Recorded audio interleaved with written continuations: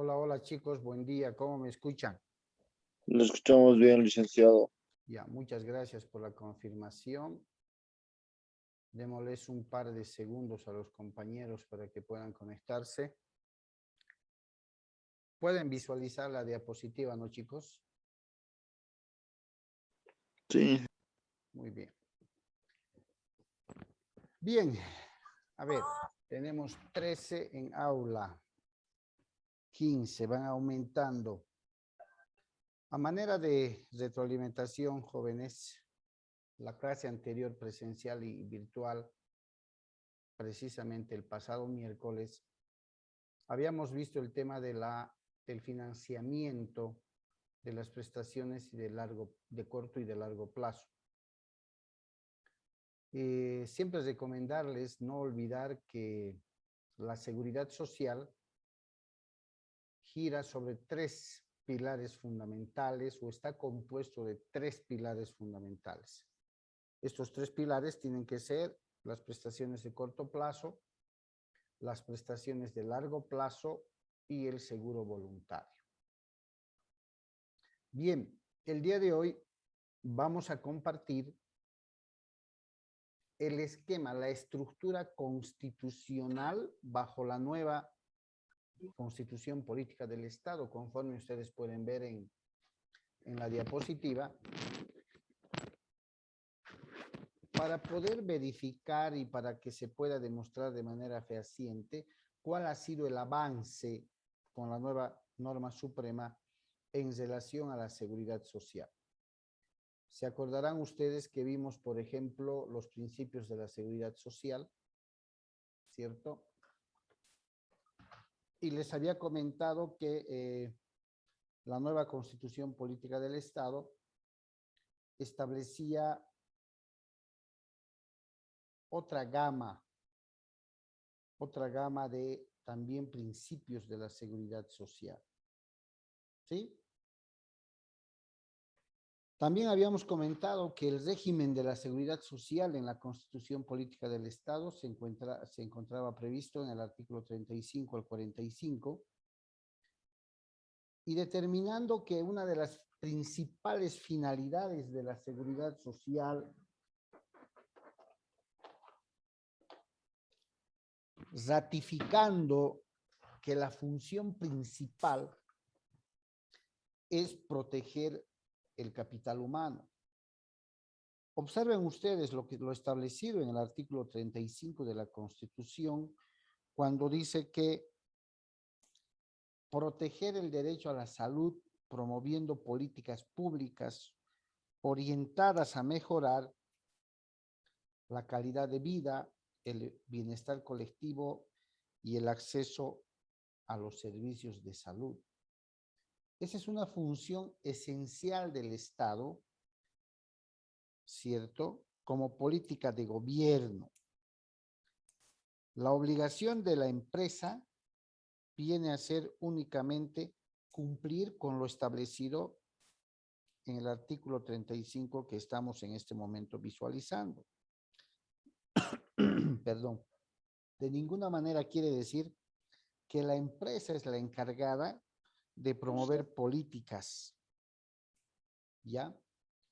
Públicas para el tema de salud. Esa es una obligación innata, un deber del Estado boliviano y lógicamente obliga a que todas las, en este caso las empresas, puedan respetar aquella norma y promover el seguro a la seguridad social de sus trabajadores.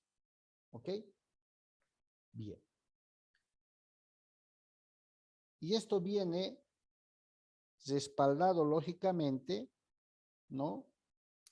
Por lo establecido en el artículo 36, cuando señala que el Estado garantizará el acceso al seguro universal de salud.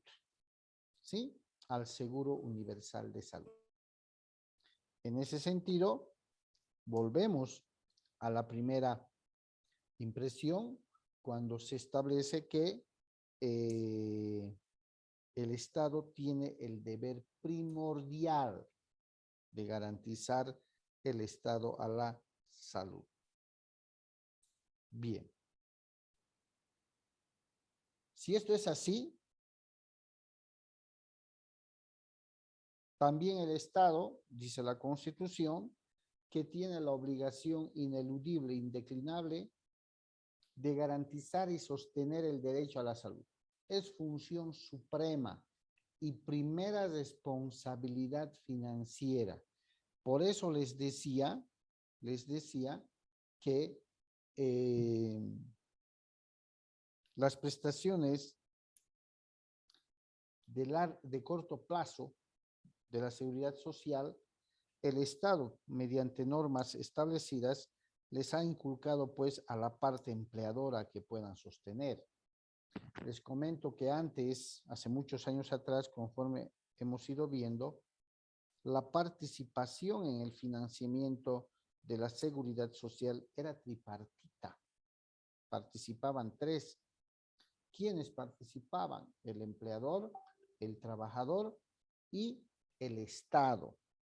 Posteriormente nos encontramos frente a que la normativa va saliendo y lógicamente los derechos van creciendo y es la parte empleadora quien tiene la obligación de financiar las prestaciones de corto plazo conforme vimos la pasada clase.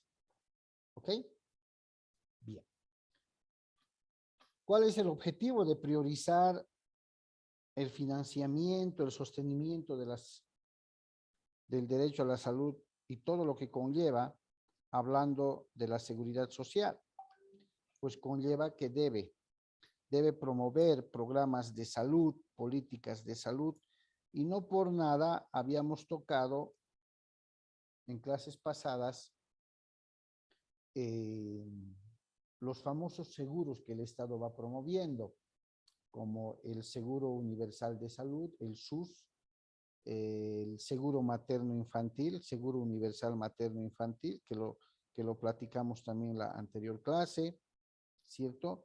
No es porque el Estado o el gobierno de turno, cualquiera sea sea buena gente o quiera algo, sino que está en los lineamientos de la norma suprema, está en la Constitución Política del Estado, lógicamente para promover medidas de protección para la salud de toda la población.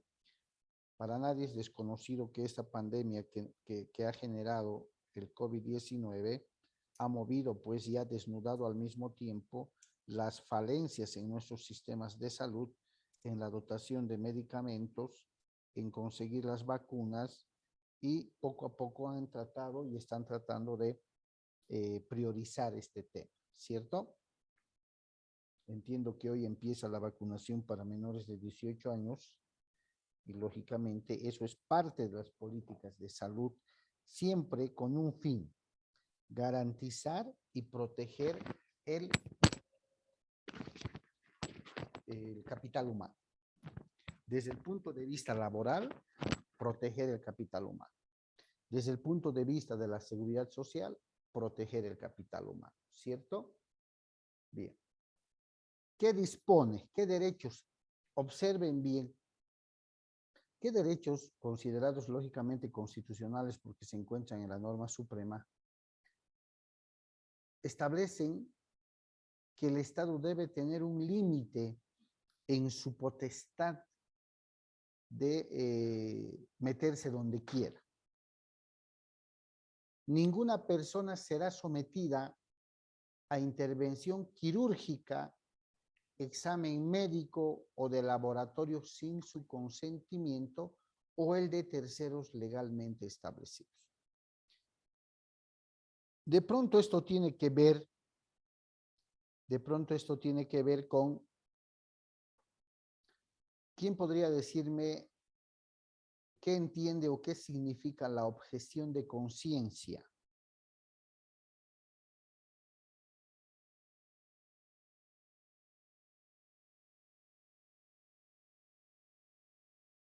¿Alguien ha escuchado ese término?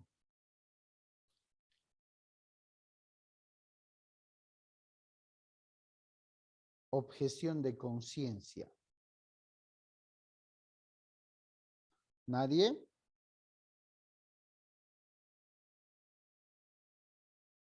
¿Saben lo que es la objeción de conciencia, chicos? Reconocimiento para vivir. ¿Ya? ¿Alguien ha escuchado? Con respecto a esto que establece la Constitución en materia de seguridad social, nadie puede ser obligado a someterse a alguna intervención quirúrgica, examen clínico, donar sangre. ¿Alguien escuchó? Sí, licenciado.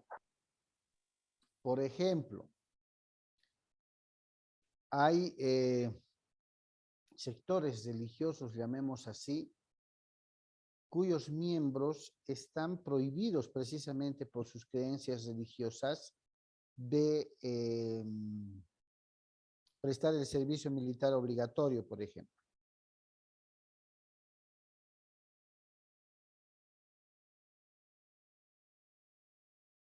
¿Alguien ha escuchado eso? Sí, Lice. ¿Y qué significa? Lo que quiere decir mal interpretado o bien interpretado este artículo, fíjense, que nadie podría obligarme a someterme a alguna intervención quirúrgica. Nadie podría obligarme a realizarme algún examen médico, laboratorio, sin mi consentimiento o la autorización de familiares. A eso se llaman terceros que puedan autorizar, digamos, esa clase de actuaciones. Ustedes saben, alguna vez han visto, hacen películas, si no lo han pasado personalmente, cuando se trata de una intervención cuidadosa, delicada, los médicos o los encargados buscan a familiares que puedan firmar la autorización, ¿cierto? Esto es parte de la autonomía y la libertad que tiene cada persona, pero esto está cruzado con el derecho a la vida. El derecho a la vida es uno de los primigenios derechos que merecen la protección no solo del Estado, donde la persona se encuentre, sino a nivel mundial. Y cuando la vida de una persona está en peligro, se deben tomar decisiones urgentes precisamente tomando en cuenta el fin esencial del seguro de salud y de la seguridad social. ¿Cuál es? La protección de las personas, la protección del capital humano. Conocemos por objeción de conciencia, es cierto que no se puede obligar a nadie si sus, si sus votos, si sus convicciones religiosas no le permiten, digamos, no me acuerdo cuál, hay religiones en las que no está permitido por su ideología religiosa una transfusión de sangre, ¿no? Una donación de órganos,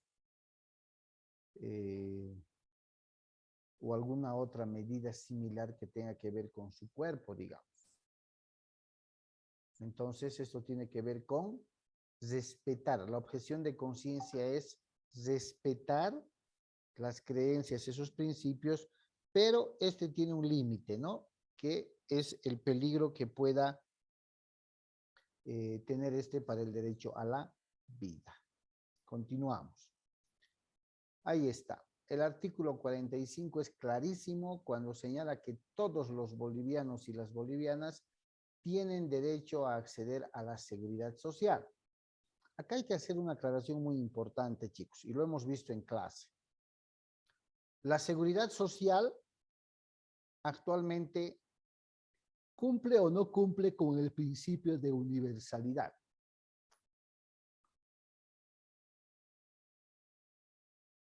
O solamente está por el momento limitada a las personas que tienen relación de dependencia laboral.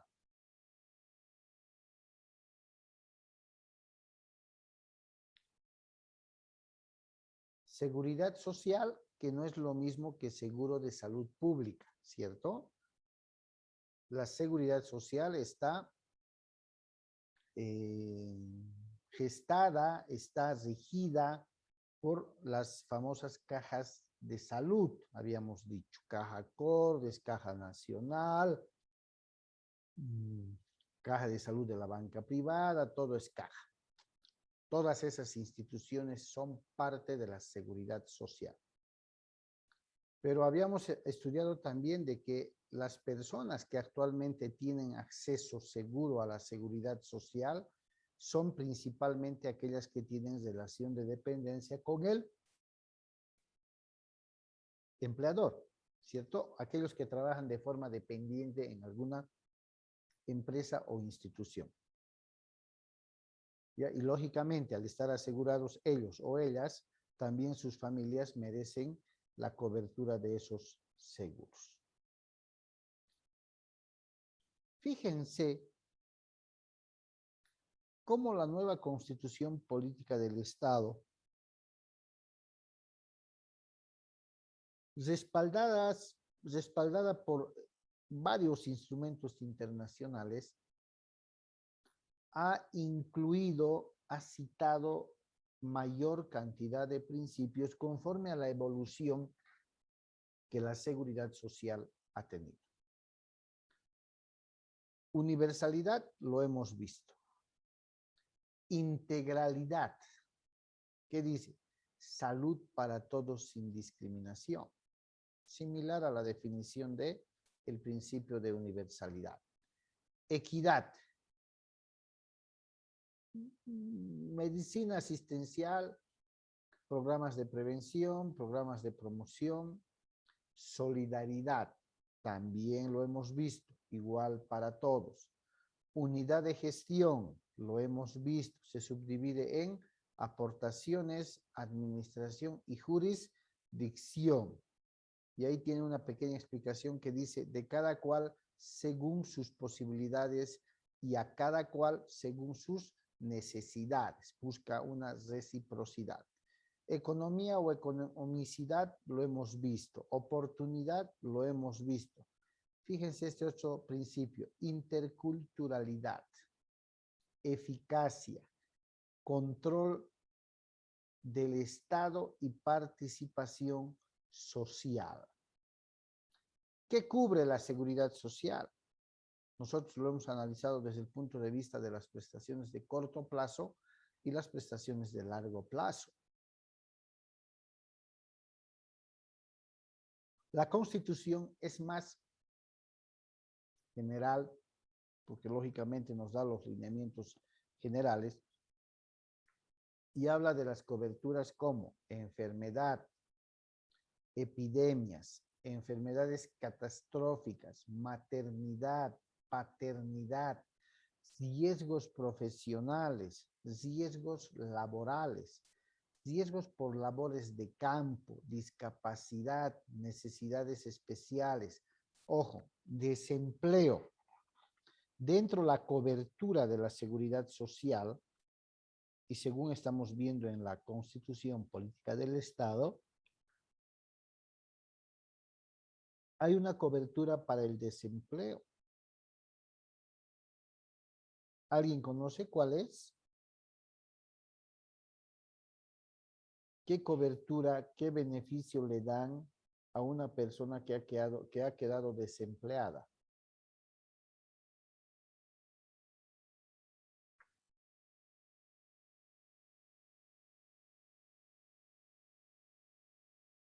¿Alguien conoce algo? Nada.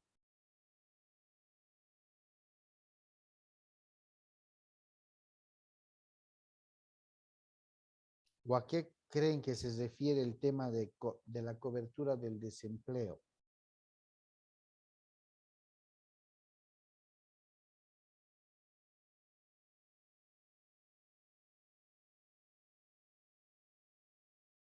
¿Nadie? Pérdida de empleo, orfandad, invalidez, viudez, vejez, muerte, vivienda, asignaciones familiares y otras previsiones sociales, ¿sí? A ver, para que no quede vacía la idea. Ustedes advierten que la Constitución Política del Estado actual determina una cobertura por desempleo. Los que han tenido la oportunidad de conocer, tener familiares o de pronto presencialmente haber visitado algunos países, especialmente en Europa, el Estado tiene la obligación de cubrir por un determinado tiempo, 3 meses si mal no recuerdo, aquellas personas que quedan sin trabajo. El Estado les paga un salario mínimo nacional, si mal no recuerdo, por 90 días, 3 meses, hasta que puedan encontrar otra fuente laboral. Esta cobertura en el exterior la denominan, por ejemplo, en Europa, en España, el paro. Así le denominan, el paro. Quienes están desempleados van a esa oficina, van a esa institución, ¿no? Para gestionar el pago, la cobertura que el Estado da a quienes han quedado sin empleo. Si bien en Bolivia la Constitución prevé esa cobertura como otras más, a la fecha aún no existe alguna institución generada y financiada por el Estado que vaya a sostener o a financiar el desempleo, así sea por un determinado tiempo. ¿Listo? A eso se refiere. Después, todas las demás coberturas, enfermedades, epidemias, maternidad, son parte de las prestaciones de corto plazo. Ahí vemos riesgos profesionales, riesgos laborales, que en un primer momento pertenecen a las prestaciones de corto plazo y en un determinado momento pertenecen a las prestaciones de largo plazo, como la invalidez, la viudez, la vejez, la muerte, y otras como están previstas en la Constitución. Seguimos. El Estado debe garantizar los derechos a la jubilación universal, solidaria y equitativa. Este es el lineamiento fundamental que nos da la Constitución Política del Estado. Y este lineamiento se pasa la responsabilidad a las empresas. Por eso, como veíamos la pasada clase, financiamiento de las prestaciones de corto y de largo plazo. Las de largo plazo son la jubilación y demás que hemos visto, ¿cierto? ¿Quién financia? El mismo trabajador. ¿Cómo el Estado garantiza? Mediante la designación o creación de instituciones que vayan a administrar los aportes de los trabajadores, en este caso como las actualmente se encuentran vigentes las AFPs. Entonces son instituciones que, llegado el momento, cumplidos los requisitos por el trabajador, van a garantizar el pago de una jubilación. De esa manera el Estado, mediante los principios de la seguridad social, va irradiando normas derivadas de la Constitución que garanticen el cumplimiento de lo que el Estado ha determinado. ¿Listo? Entonces, no es una ocurrencia de nadie, está en la Constitución Política del Estado. Las mujeres tienen derecho a una maternidad segura. Fíjense, protección del Estado durante el embarazo. ¿A quién les indica la responsabilidad del Estado? A todos en general, es cierto, pero a las empresas en particular, pues porque donde haya relación de dependencia laboral, seguramente se va a gestar la protección como actualmente está normado, ¿no? Las mujercitas embarazadas cuando trabajan bajo relación de dependencia, primero, a partir del 5º mes deben gozar de subsidios, que los vamos a ver en un tema aparte, hasta el nacimiento. Cuando nace tiene derecho a otro subsidio. A partir del nacimiento tiene hasta su año de edad otro subsidio que se denomina lactancia. Y cuando fallece un hijo menor de 19 años del asegurado, tiene también derecho a otro subsidio que se llama sepelio. Eso lo vamos a ver en un tema enteramente particular, ¿cierto? Asimismo, las mujeres embarazadas cuando trabajan tienen descansos antes del nacimiento y después del nacimiento, los famosos descansos natales. Prenatal 45 días antes de que nazca el bebé, postnatal, 45 días después de que nació el bebé. Están dentro los beneficios, asignaciones o subsidios familiares que la ley reconoce a las trabajadoras. Bien. A ver, hemos hablado un poco de las administradoras de fondos de pensiones, de las AFPs. Estas instituciones son privadas o son públicas manejadas por el Estado. ¿Quién podría decir? Buenos días, licenciado. Son Buen día. públicas. Las AFP se manejan por el Estado. Ya, gracias, Luz. ¿Quién más? Sí, licenciado, yo coordino con mi compañera. Igual. Son públicas y están manejadas por el Estado. ¿Alguien tiene algún criterio distinto quizás?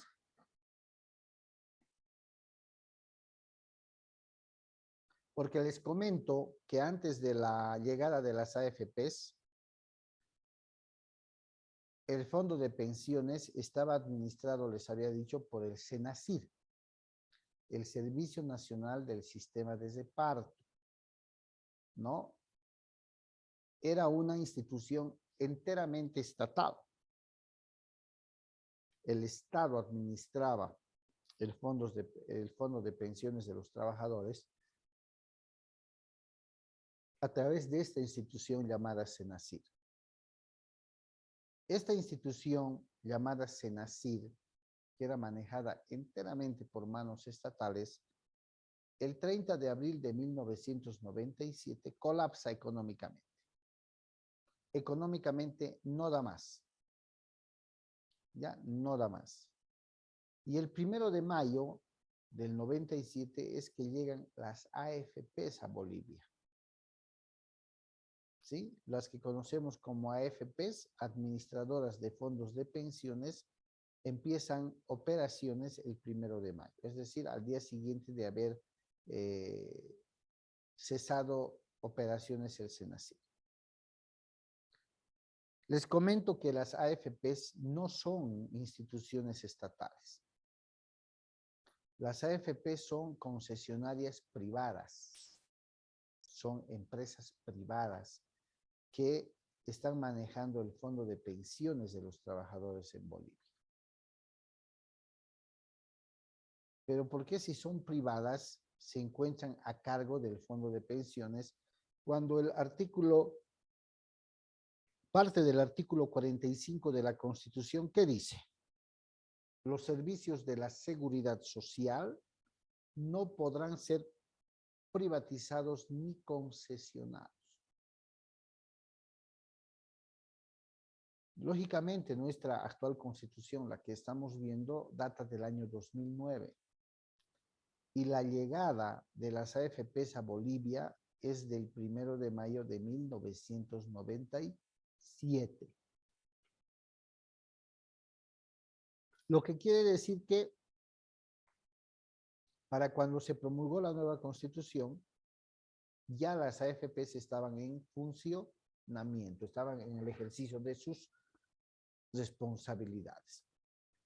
Entonces, las AFPs son concesionarias privadas, son empresas privadas. Y es que a partir de ahí, de ese principio de que la seguridad social no puede ser privatizada, tampoco concesionada, es que el año 2011 se promulga una ley, la ley 065, ¿ya? La ley 065. Esta ley 065 determina la creación de otro ente gestor de la administración de pensiones. Otra institución ha creado, que actualmente está funcionando de manera paulatina. ¿Por qué? Porque todavía las AFPs están en Bolivia. Las AFPs debían haberse ido más o menos hace unos 5 o 6 años atrás. Pero aún no se han ido. Entonces, en virtud de cumplir este artículo que ustedes ven en pantalla, de que los servicios de seguridad social no pueden privatizarse ni pueden concesionarse, es que el Estado posteriormente promulga la Ley 065 y crea una entidad específica que se llama Gestora Integral de Pensiones. Lo vamos a ver de manera más detallada más adelante. Por eso es que actualmente los aportes que antes hacían los trabajadores se han visto con un aporte más, el aporte solidario, el 0,5%. ¿Ya? Entonces busca de todas las formas cumplir con la Constitución y garantizar de que una administradora de fondos de pensiones jamás va a ser privatizada y menos va a ser concesionada. Bien. Habíamos compartido que el año 1956 se promulga el Código de Seguridad Social en Bolivia. Y les había comentado que no debemos pensar que hasta antes del 56 Bolivia no contaba con normas de seguridad social. No, no es así. Lo único que pasó es que el año 56 se codifica, se sistematiza el Código de Seguridad Social, se compila y se ordena, porque teníamos muchas normas sueltas. La ley que garantizaba la protección a la mujer embarazada, la ley que garantizaba las vacaciones, la ley que garantizaba algún accidente laboral y así sucesivamente. Y lo que se hace es recopilar todo, ordenar, sistematizar y se promulga el Código de Seguridad Social en Bolivia. En el Código de Seguridad Social en Bolivia se encuentran reguladas de manera precisa las prestaciones de corto plazo, las prestaciones de largo plazo. Y conforme les decía en aulas la pasada semana, les reiteraba y les repetía, no olviden que las normas de seguridad social o la seguridad social como tal, ¿cierto?, tienen un objeto principal y es la protección del capital humano. Esta protección del capital humano tiene que ver con asumir las medidas más urgentes, más importantes y más efectivas para asistir al capital humano. En enfermedad, en medicamentos, en hospitalizaciones, absolutamente en todo, porque el trabajador que ingresa con determinada enfermedad, accidente o lo que sea, se busca que salga lo más rehabilitado posible. Ese es el fin de la seguridad social. Y no es otro el del código, fíjense. Tomando en cuenta que nuestro código de seguridad social fue promulgado el año 56. Y aquí van a verse ya de manera más precisa, más obligatoria, van a verse las empresas obligadas a cumplir con este Código de Seguridad Social. ¿Ya? La Caja Nacional de Salud decía, es la única gestora del seguro a corto plazo, cubriendo las prestaciones en servicios, especie y dinero, y supervisando el cumplimiento de asignaciones familiares.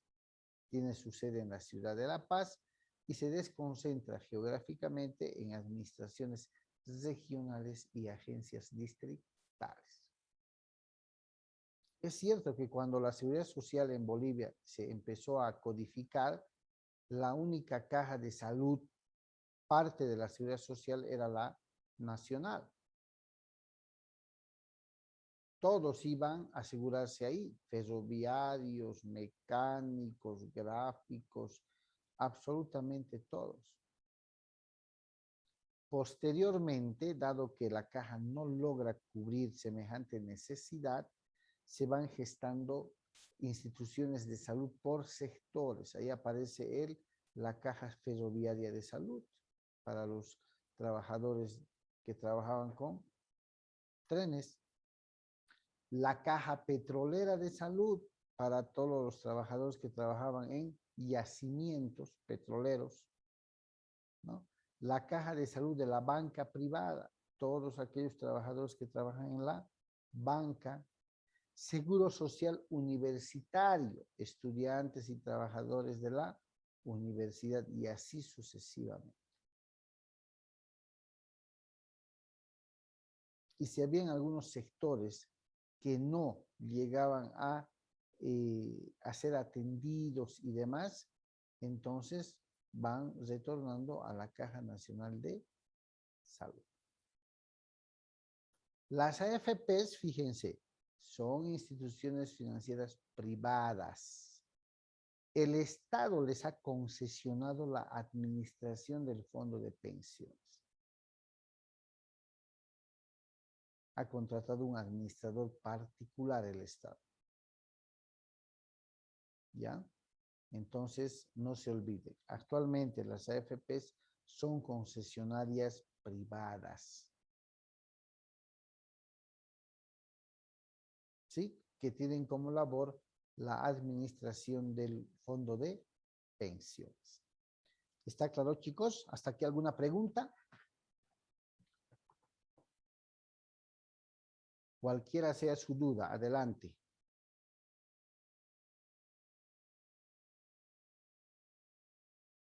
¿No hay? Perfecto.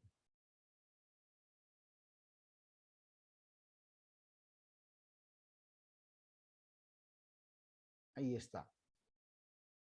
Y lo compartíamos el día miércoles pasado. ¿Qué dice el Código de Seguridad Social sobre quiénes deben estar inmersos en esta norma? Es obligatorio para todas las personas nacionales o extranjeras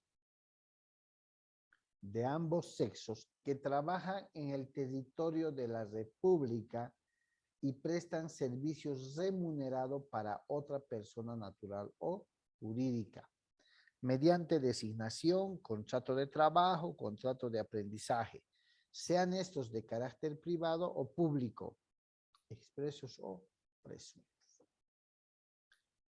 Y llegamos a la misma conclusión a la que llegamos la anterior clase,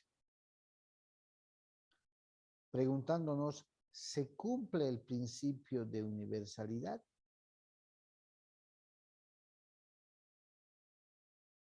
De momento no, porque según el artículo 6 del Código de Seguridad Social, nos está diciendo que los únicos,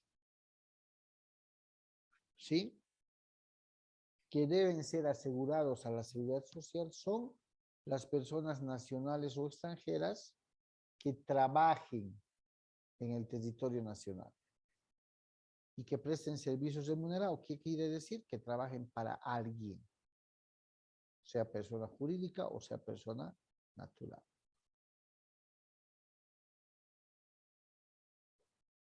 Reitero la pregunta. ¿Se cumple el principio de universalidad? ¿Qué dicen?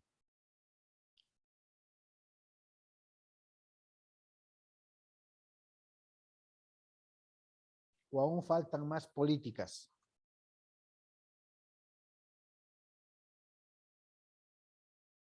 ¿Qué dicen, chicos?